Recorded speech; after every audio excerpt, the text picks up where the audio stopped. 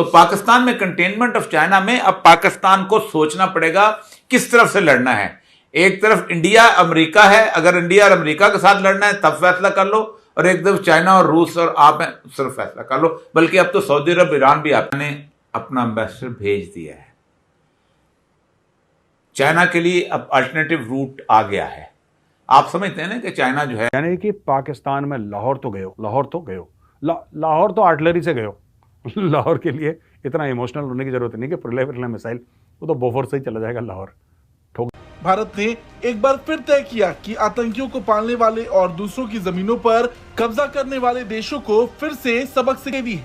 ये मिसाइल नहीं, आतंकियों की मौत है। ये पाकिस्तान में मौजूद आतंकी लॉन्च पैड पर प्रलय ला देगी। पाकिस्तान की जो सूरत हाल है, एक तरफ चित्राल में इनकी आर्मी फेल हो रही है, एक तरफ बलूचिस्तान में आर्मी फेल हो रही है। आर्मी जिस काम के लिए वही काम में फेल हो रही है, बाकी करेगी क्या आर्मी? भाई, इनकी आर्मी कभी भी लड़ने वाली थी नहीं। हमने 4 युद्ध इनके साथ किए हैं, चारों में इनकी क्या हालत करी है आपको मालूम है।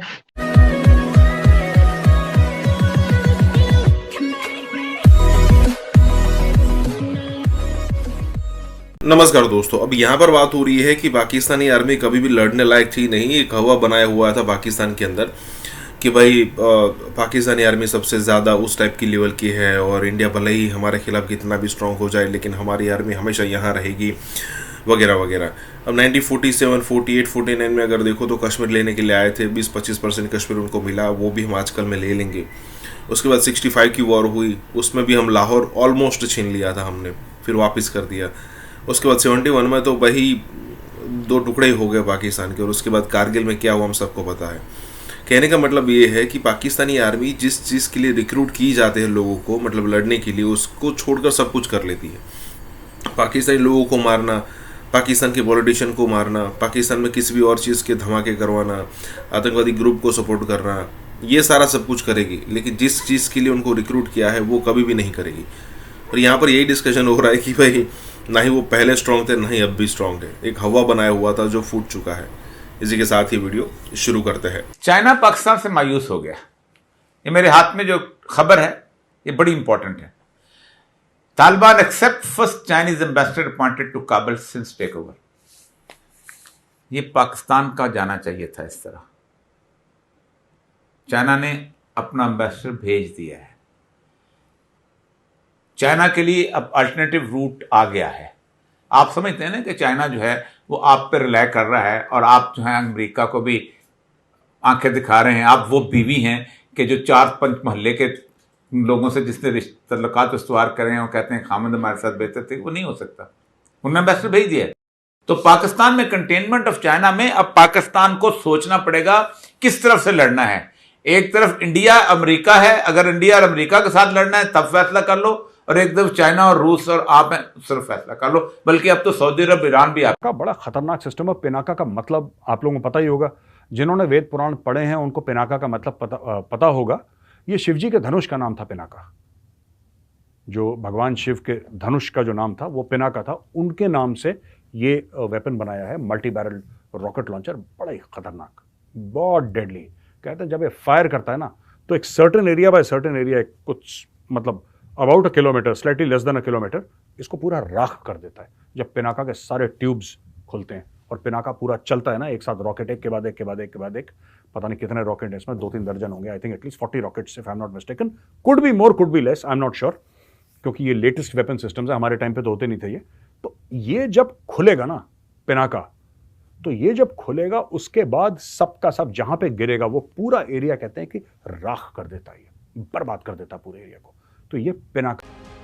चीन और पाकिस्तान की सीमा पर इस मिसाइल की तैनाती से दोनों देश अपनी हद में रहेंगे। अगर सीमा के पास इसे दागें तो चीन या पाकिस्तान के बंकर्स, तोप, मिलिट्री बेस या उनके हथियार डिपो को खत्म करने में ज्यादा समय नहीं लगेगा। प्रलय मिसाइल की एक्यूरेसी और गति ही इसे सबसे ज्यादा घातक बनाती है। 5 टन वजनी यह मिसाइल अपनी नाक पर 500 से 1000 किलोग्राम वजन का पारंपरिक हथियार ले जा सकती है। इस मिसाइल को बनाने में 3 मिसाइलों की तकनीक का इस्तेमाल किया गया है। ये मिसाइलें हैं प्रहार, पृथ्वी 2 और पृथ्वी 3। प्रलय मिसाइल रात में भी हमला करने की क्षमता रखती है, यानी चीन के ठिकानों पर रात में ही हमला संभव है। यानी इसमें इंफ्रारेड या थर्मल स्कैनर लगा होगा जो रात में हमला करने में मदद करता है। प्रलय मिसाइल पाकिस्तान की जो सूरत हाल है, एक तरफ चित्राल में इनकी आर्मी फेल हो रही है, एक तरफ बलूचिस्तान में आर्मी फेल हो रही है। आर्मी जिस काम के लिए वही काम में फेल हो रही है, बाकी करेगी क्या आर्मी? नहीं रोहित भाई, इनकी आर्मी कभी भी लड़ने वाली थी नहीं। हमने 4 युद्ध इनके साथ किए हैं, चारों में इनकी क्या हालत करी है आपको मालूम है। कितने लोग हमारे पास सामने आकर, जैसे ही इंडियन आर्मी के लोग आते हैं, ये सरेंडर करके कहते हैं माई बाप पैंट उतार लो, हमारी गन्स ले लो, हम सलूट देने को तैयार हैं, लेकिन हम लड़ने को तैयार नहीं हैं। हमने इनको देख लिया टीटीपी के सामने, हमने अफगानियों के सामने देख लिया, हमने इनको बलोचियों के सामने देख लिया। ये कहीं भी कुछ भी करने वाली नहीं है। ये डायपर बना सकते हैं और डायपर डाल सकते हैं, सिर्फ किसके? Not of terrorist but of their politicians. There is only thing they do. ये पॉपेट्स को बैठाते हैं अपने ऊपर, अपने नीचे, ये सबसे ऊपर तो यही है, अपने नीचे पॉपेट्स को बैठाते हैं, जो इनकी भाषा बोलता है उसी को रखते हैं और ये पैसे बनाते हैं, मर्डर छीलने है।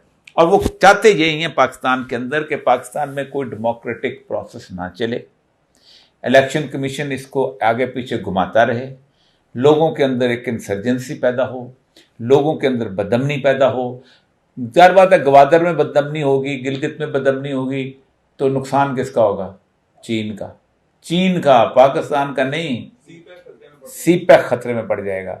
यही उसका मकसद है, यही पाकिस्तान में वो चाहते हैं। इसलिए सारे के सारे चलते, हम वो लोग हैं को जो घर फूंक कर तमाशा देखते हैं। यही हमारी कैफियत है। इंडिया निकल चुका, तकरीबन निकल चुका हुआ है। इंडिया और रूस के जो कारोबार है वो उन करेंसीज के अंदर है, वो यहां अकाउंट खोलते हैं अपनी करेंसी में, वहां खोलते हैं अपनी करेंसी के अंदर। चाइना निकल चुका है, अफगानिस्तान निकल चुका है, ईरान निकल चुका है, सऊदी अरब ने आंखें दिखा दी हैं, खत्म हो चुका। हमारे यहां सारी सियासत इस बात पर हो रही है, इस बात पर हो रही है, आज डॉलर रहने दा, आज डॉलर रहने दा, आज डॉलर रहने। दिस इज रिडिकुलस भाई। आप किस दुनिया में? पाकिस्तान की जो नेवी है वो ना के बराबर है। अगर उसको चाइना सपोर्ट ना करे तो वो लोग हिंदुस्तानी जहाज को तो क्या मारेंगे, वो मछली नहीं मार सकते चाइनीज के बिना। पाकिस्तान का तो बेड़ा ही गर्क है। लेकिन सबसे बड़ा खतरा इसमें चाइनीज नेवी से, और चाइना को सबसे बड़ा खतरा इंडियन नेवी से।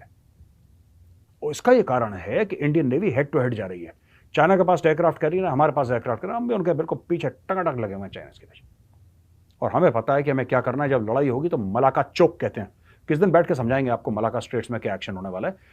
जिस समय इंडियन नेवी पूरा का पूरा ब्लॉक कर देगी, जितने भी माइक्रोवेव वाइक्रोवेव भेजते हैं ना बाहर बेचने के लिए, ये फोन फान जितने भी आते हैं जहाज से, पानी के जहाज से, वॉशिंग मशीन, फ्रिज, जिससे चाइना की इकोनॉमी चलती है, सब की सब एक दिन के अंदर ठप हो जाएगी। मलाका चौक, वहीं पे कहानी खत्म। मैं एडिटर साहब से रिक्वेस्ट करूंगा, जरा दिखाइए मलाका स्ट्रेट्स को। ये दोस्तों, ये जो आपके स्क्रीन पे है ना, दिस इज मलाका स्ट्रेट्स। और जब यहां से ब्लॉक हो जाएगा पूरा दाएं बाएं से, तो इसको कहते हैं मलाका चौक, सांस बंद चाइना।